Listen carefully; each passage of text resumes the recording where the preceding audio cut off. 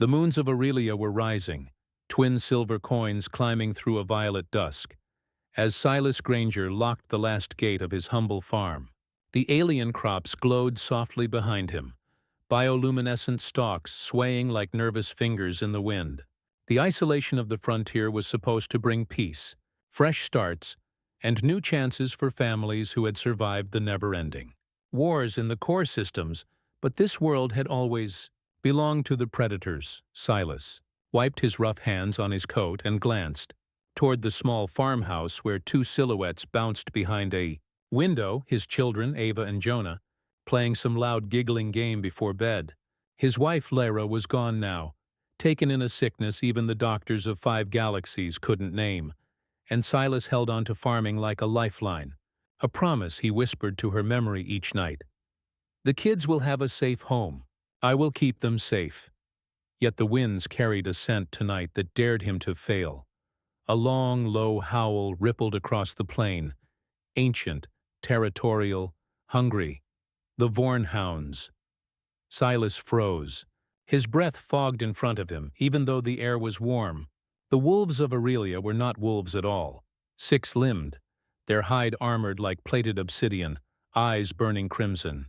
Packs moved like shadows poured into shapes with too many teeth, and they hunted humans. Silas gripped the metal pitchfork in his hand. It wasn't much, not compared to a rifle or a mech suit. But it was what he had, and he would wield it like a sword if it meant delaying death one more minute. From the tall stalks emerged the first pair of glowing eyes, then 6 more, then a dozen. The Vornhounds fanned out around the house in a wide, silent crescent. Silas's gut churned. They were not drawn by livestock. Not tonight. They wanted his family. He stepped between the pack and the door. His voice shook, but he forced the words into the wind. You won't touch them. Not while I'm alive.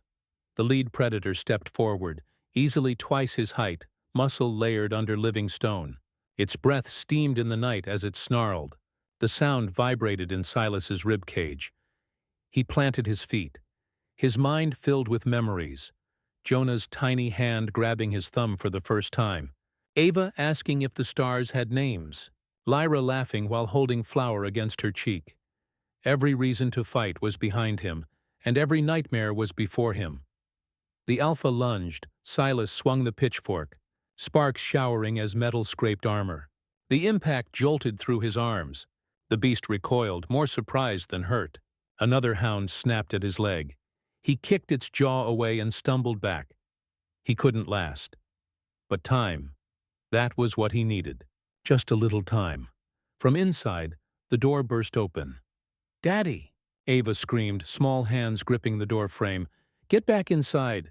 Silas shouted, panic slicing his voice raw. "Lock the door!" But they wouldn't leave him.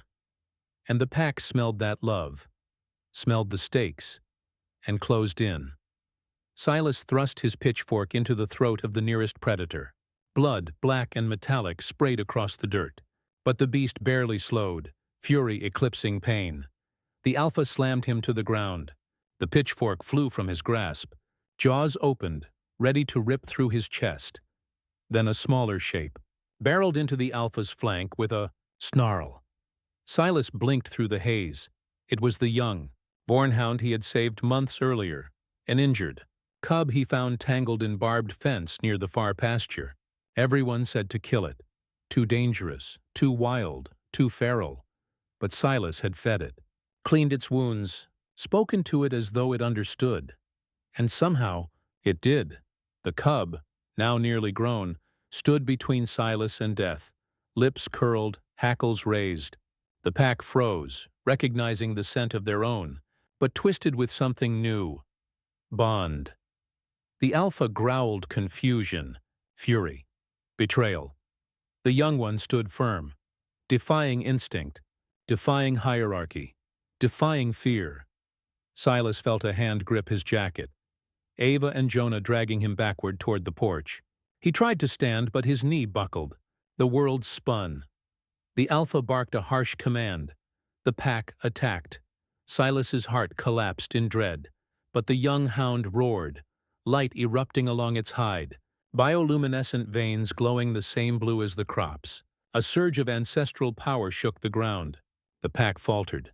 The alpha charged. The young hound met it halfway. Claws clashed like colliding meteors. Teeth tore through scale and hide. The night became a whirlwind of snapping jaws and flying dirt. Silas forced himself upright, leaning on the door frame.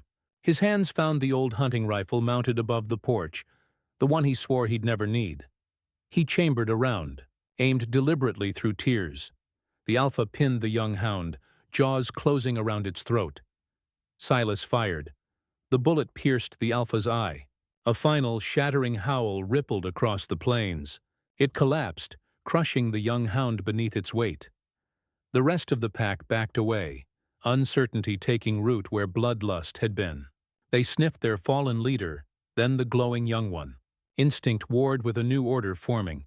The young hound heaved itself free, limping, bleeding, but alive. It turned to Silas, head lowered, respect, a vow. Then it barked once, a command. The surviving predators withdrew into the darkness, steps synchronized, fate rewritten. Silas sank to his knees. Ava and Jonah clung to him, sobbing into his chest. The young hound limped closer and pressed its massive head against Silas's shoulder. Its breath rasped, each inhale a battle. Silas stroked its coarse fur with trembling fingers. "You protected them," he whispered. "You protected us." The hound closed its eyes, absorbing the warmth of a man too soft for this brutal world, and yet strong enough to change it. Tomorrow the colonists would hear of the pack that bowed to a farmer.